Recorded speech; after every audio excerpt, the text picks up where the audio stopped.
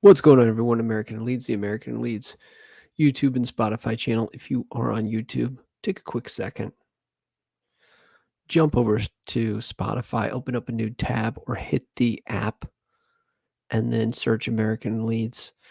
Give me a little bit of a follow, would be greatly appreciated. I love audio only format. So that's, I don't know, that's where my passion lies. I only jump on and throw the camera on YouTube because there's a huge LUFC audience here. So would be massive for me. I like Spotify. I like doing stuff over there. They got some good, cool tools.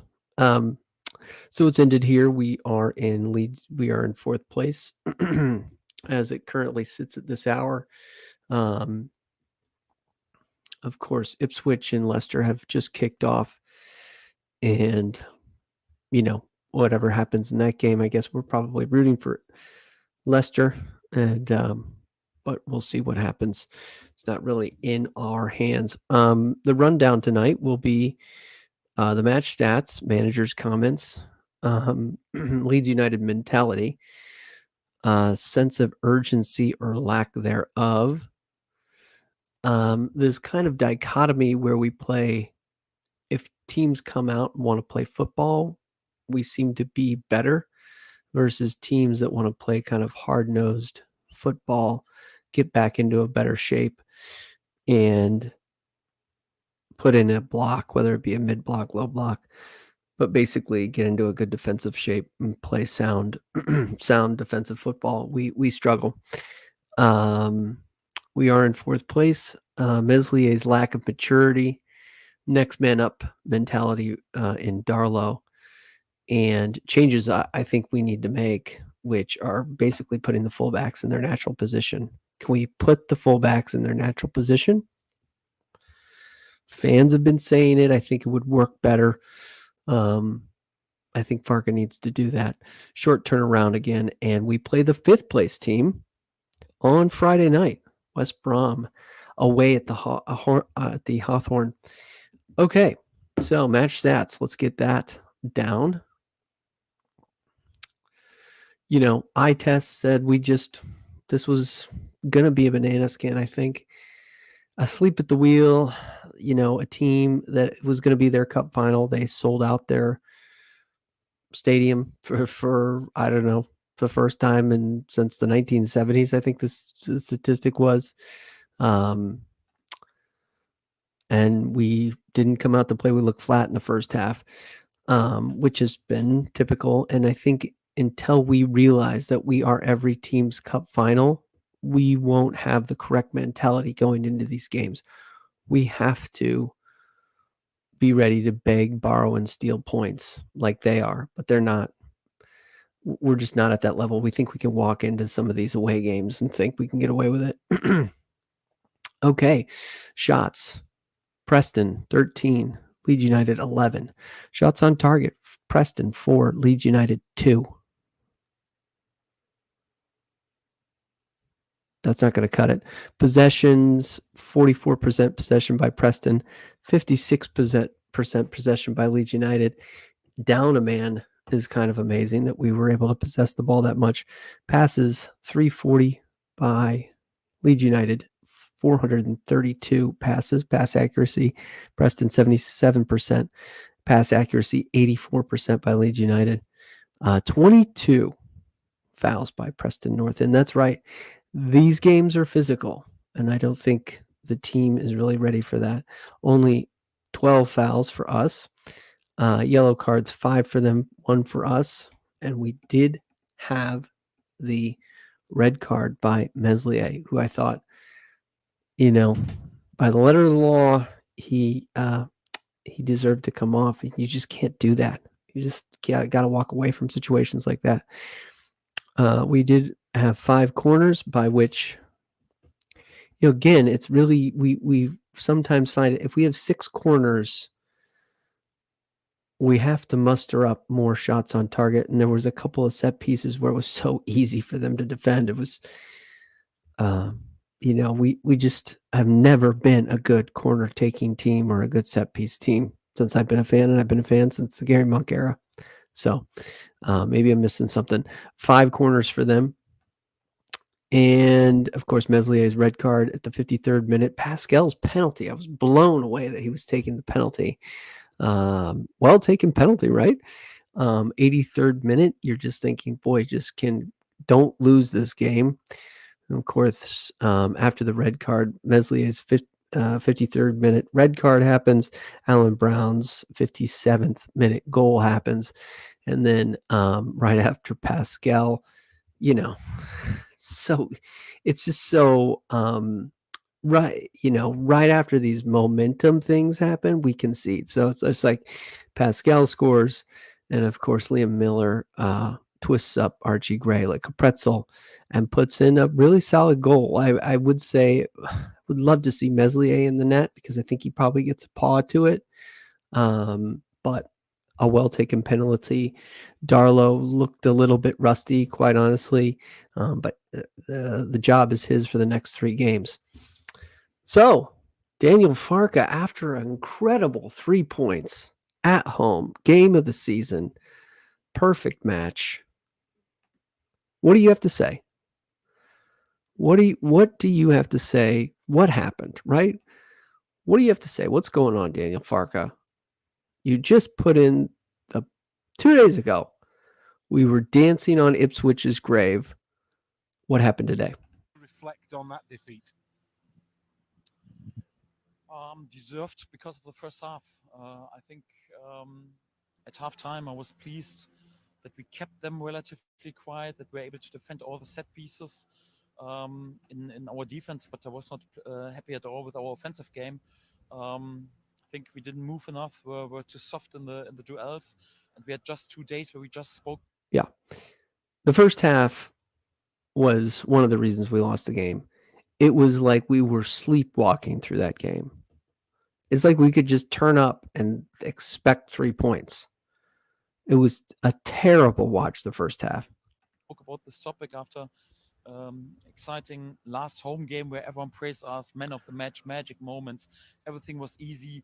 You need here a different approach. We played on the worst pitch of the season so far, but it's not like to blame the pitch. It's more like, come on, adapt your approach to it. And I think we didn't invest enough in our offensive game in the first half, and this was the reason.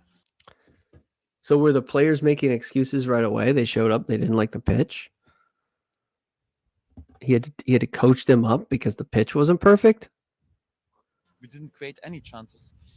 I think second half was much better in this terms, but obviously when you go down to 10 men here at a difficult away ground, and just 1 minute after it you concede such a goal, it's difficult. So I was pleased with our reaction, pleased with our mentality, and if you then travel home with.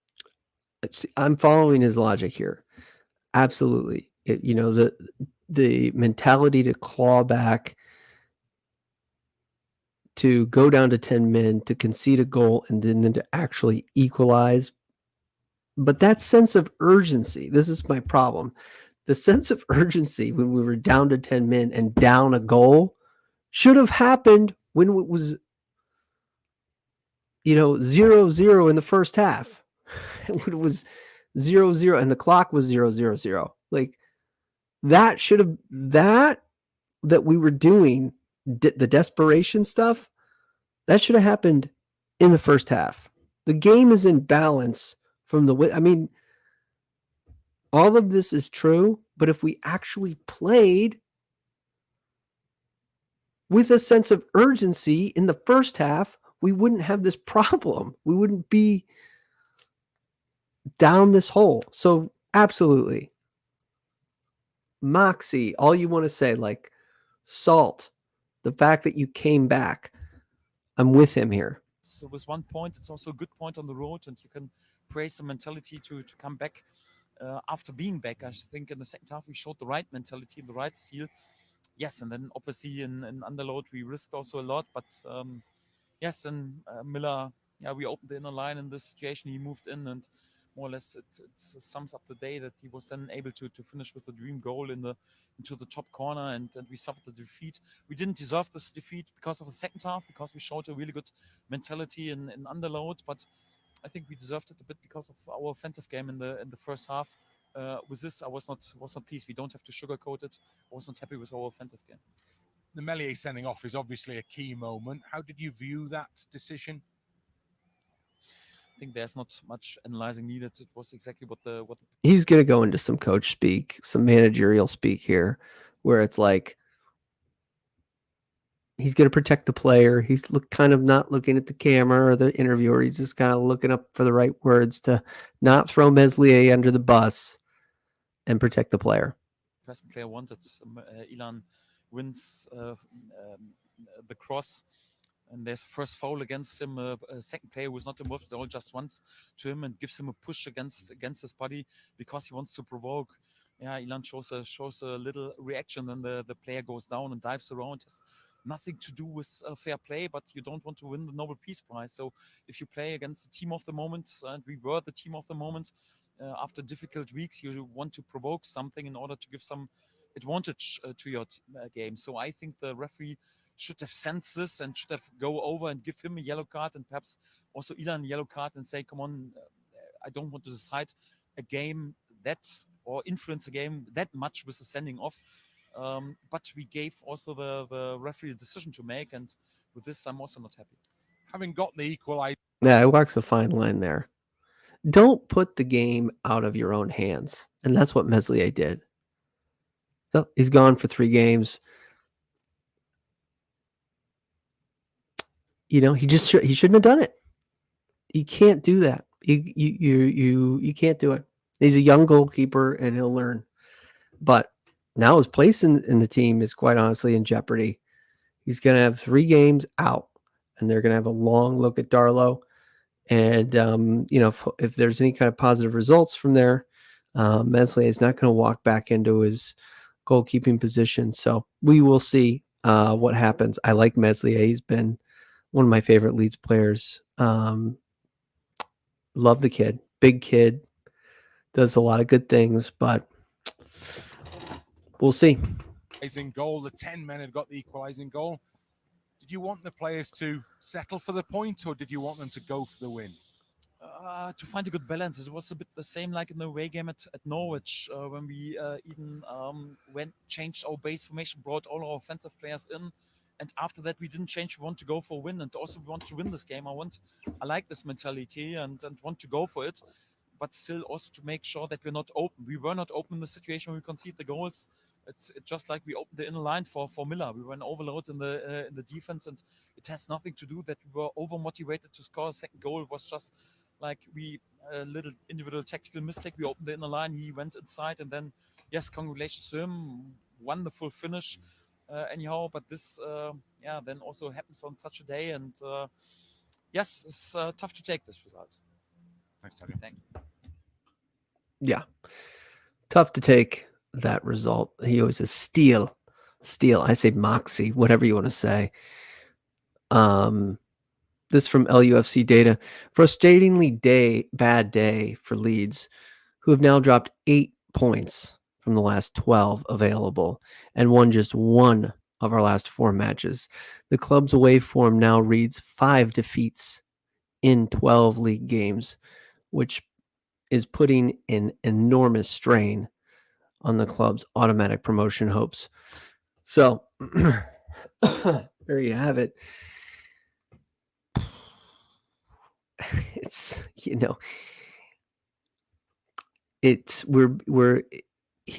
here's where I guess I can get at it with a tweezer, and I've seen some folks are tuning in, so smash the like, and I'll try to get to your comments as well. These mid to low table teams, we are their cup final. Everybody knows this. People were telling me this. I've been a fan since Gary Monk era. I remember that stuff. The people, we were dropping down. I was watching other fan channels. I get it. We made Preston North End's year. This is their year. They sold out their stadium to play us. It's like, they don't care about anything else. All set for our highest league attendance at Deepdale since August 1971. Raise your hand if you were alive in August 1971. I'm in my 40s.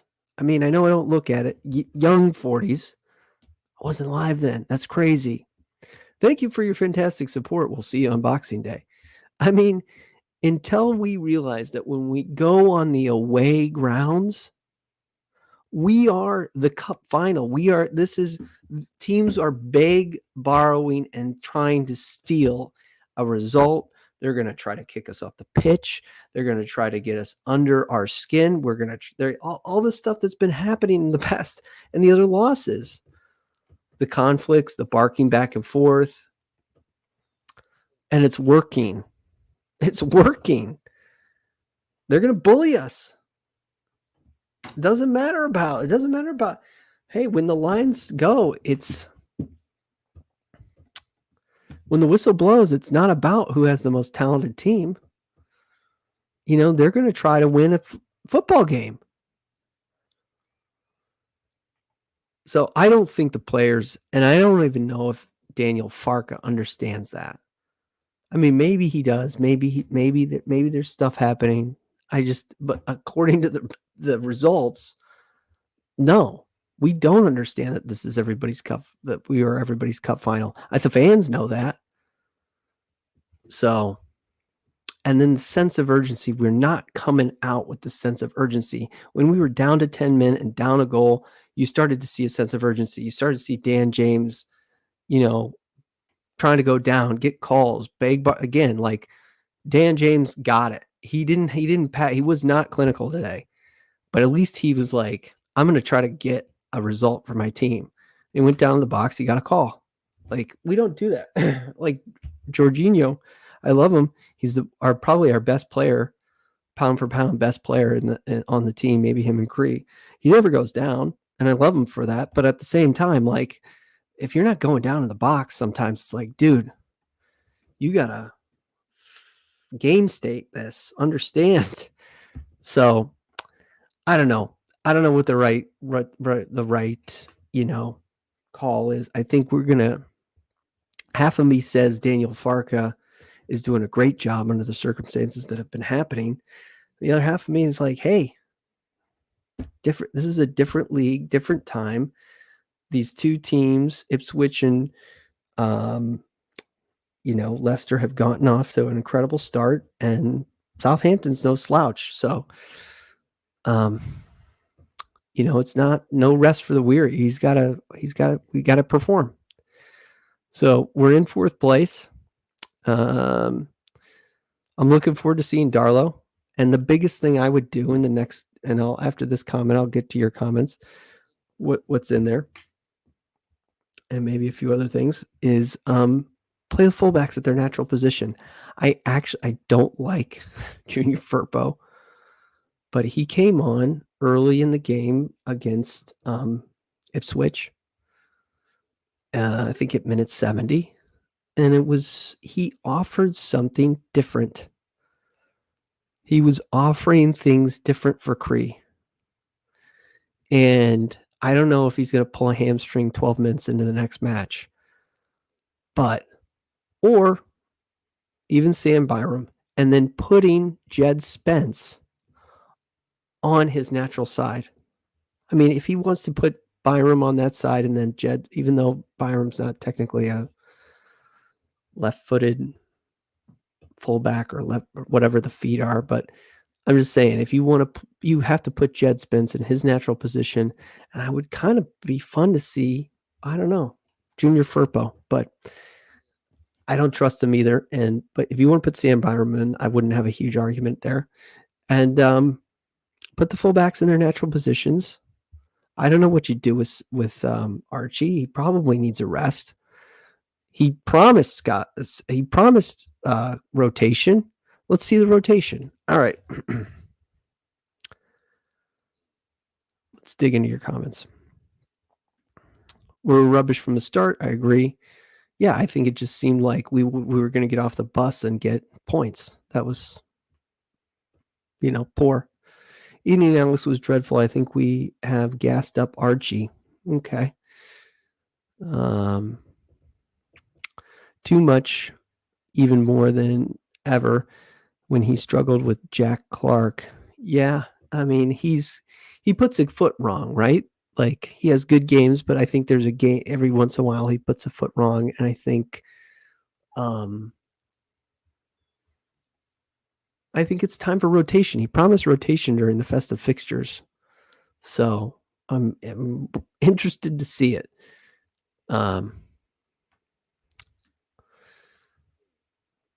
We do not deserve to go up until that charity shop finally gets shut down. Yeah, we don't deserve to go up. I mean, we'll see. Farca's teams have been known to go on runs, but the fact that it just seems like the moments that we get close to that second position, we just wet our pants. I was alive in 1971. Sorry, Ray. Hey, man. It's been the sick bay over at my house. That's why I haven't been around a lot. All right, Ray. Well, good on you, my friend. Tell me what's the secret to life? Is it me? Is it just me? Is it just me that every game we're struggling in Somerville is the only player that ever steps up? Yeah, I mean, I thought Dan James is out of form. I mean, I would even put the fact that I would be somewhat interested in seeing Nanto, but I don't know. Nanto he hasn't super impressed either. Hey up.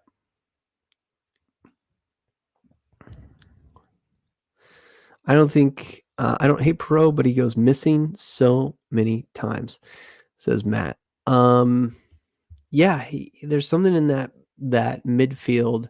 I think there is. He's slow. He's slow in midfield. I don't know. We need to come out with this. I just don't think they understand. They realize they can just walk onto the pitch. I mean, maybe they were so pumped up off the Ipswich game, but this was always going to be, to me. Sorry, I woke up this morning and I'm like, this is kind of a banana skin. Leicester 1-0. Good to hear, Matt. Thank you for that update. Over 100 million up front in the championship. Farke isn't doing that well. The 49ers won't be happy. Well, the 49ers Enterprises do want to see us go up this year, but I think they're also they're investing in Farke this year and maybe even next year. The problem with going up next year is FFP, and there's a lot of players that if we don't go up, they're going to go up, and it'll be interesting to see who those are. And Ray puts it also. Ray says, if we don't go up this season, our best players. I'm dying. I think I had bronchitis, and then it got into. Anyway, I don't want to talk about it, but it's been literally the sick bay at my house. Everyone's been sick. Yeah,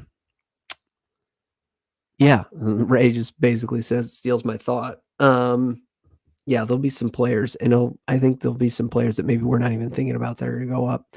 But I do think the 49ers play hardball. They will play hardball with their players. If we are in the championship, it's important for us to get promoted. It just is. It just is important for us to get promoted this season, no matter how we do it. And if it's through the playoffs, it's through the playoffs. But we have to understand that when we walk onto some of these grounds, excuse me, it's a cup final for them. It is like a promotion for them. They're going to do whatever it takes to win this game. Are we? So far, no. We're not going to do whatever it takes to win that game because I don't think we just don't have the same mentality. And so when a team wants to get in a good defensive shape against us and wants to get a result any way necessary, what are we going to do about it? And I just think we're getting bullied, and the refs aren't going to do us any favors. we have to kind of have this us versus the world mentality. We don't have that like thick skin the way it was like maybe under Bielsa's second year, where it felt like it was us versus the world. So, this is how championship and promotion teams are made. And we'll see. It's the season is just halfway over. May they learn from this. Up next, West Brom, who are in 5th place, and now will probably think that they can get some ground on 4th place Leeds United. So another big match away. I would imagine we will be in the pinks again. It is at Hawthorne, and it is Friday night. West Brom. So big match. I'll try to do a preview for that. Thanks everybody for tuning in. Smash the like if you can. Take a second. Follow me on X, Twitter, at American Leeds, and at American Leeds on Spotify. And I just did a Instagram account. Not super active on it, but at American Leeds on Instagram. You guys rock. Merry Christmas. Up the whites. Leeds, Leeds, Leeds.